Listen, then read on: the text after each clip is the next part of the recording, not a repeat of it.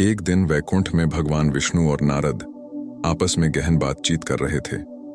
नारद ने गर्व करते हुए दावा किया कि वह कभी भी माया के वश में नहीं आया, जैसे मनुष्य जो अक्सर इसका शिकार हो जाते थे। भगवान विष्णु ने मुस्कान के साथ धीरे से कहा, नारद, ऐसी घोषणाओं से सावधान रहो। माया पर विजय पाना कठिन है और यह कई रूप लेती है।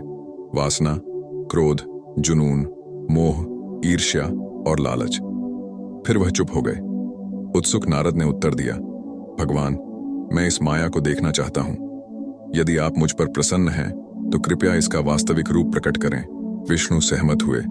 माया हर जगह है नारद। वह त्रिगुणात्मिका है जो सभी प्राणियों में मौजूद है। यदि आप उसे देखना चाहते हैं तो चलो एक सवारी के लिए चलें।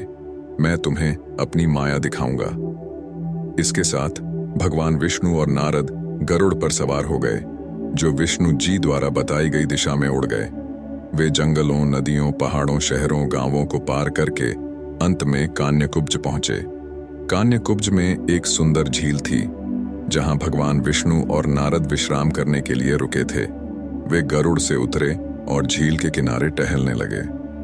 थोड़ी देर बाद भगवान विष्णु ने नारद को सुझाव दिया, तुम झील में स्नान क्यों नहीं करते? आज्ञा मानते हुए नारद ने पानी में कदम रखा और डुबकी लगाई। जैसे ही वह बाहर आया, नारद एक महिला में तब्दील हो चुके थे।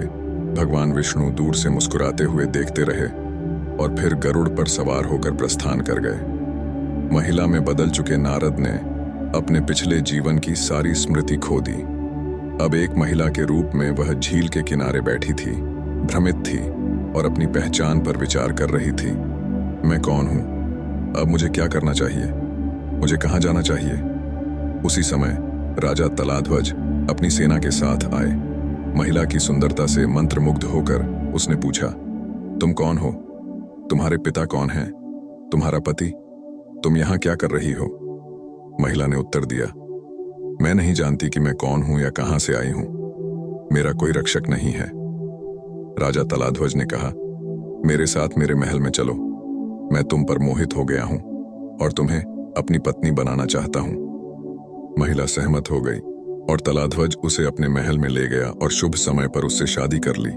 इन वर्षों में महिला, जिसका पूर्व नाम नारद था, ने 12 पुत्रों को जन्म दिया। उसने खुशी खुशी उनका पालन पोषण किया, उनकी शादी की और अपने बढ़ते परिवार का आनंद लिया। वह अपनी असली पहचान को पूरी तरह से भूल चुकी थी।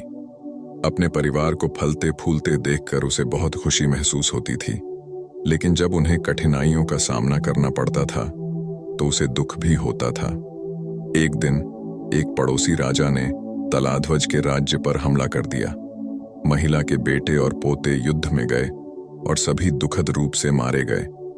इस तबाही को देखकर महिला ने युद्ध के मैदान में अपने परिवार के सदस्यों की मृत्यु पर शोक व्यक्त किया। राजा तलाध्वज उसके साथ थे और उसका दुख साझा कर रहे थे। नारद को स्त्री रूप में परिवर्तित और युद्ध के मैदान में रोते हुए देखकर भगवान विष्णु एक ब्राह्मण का भेष बनाकर वहां पहुंचे। उन्होंने धीरे से कहा, तुम क्यों रोती हो प्रिय महिला?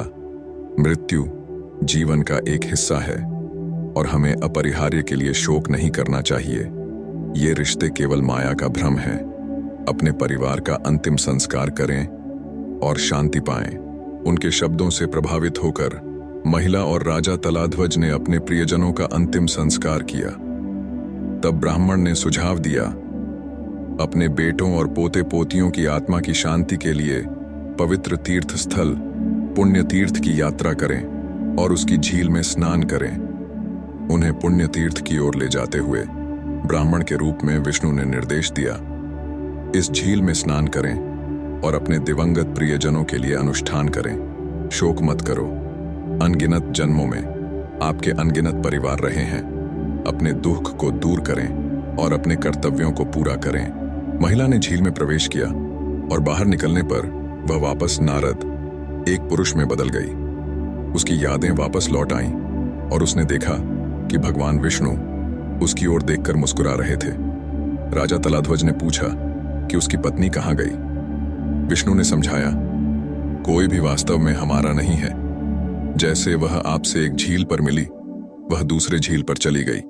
जाने दो और अपने आप को भगवान को समर्पित कर दो। इस ज्ञान को स्वीकार करते हुए तलाध्वज तपस्या करने के लिए जंगल में चले गए। तब भगवान विष्णु ने नारद से कहा, तुमने मेरी माया और उसकी शक्ति को देखा है। तुम मेरे साथ वैकुंठ या जहां चाहो वहां जाने के लिए स्वतंत्र हो। नारद ने ब्रह्मलोक जाने की इच्छा व्यक्त करते हुए भगवान विष्णु को धन्यवाद दिया। इसके साथ विष्णु वैकुंठ लौट आए और नारद गहन अनुभव से प्रबुद्ध होकर ब्रह्मलोक चले गए।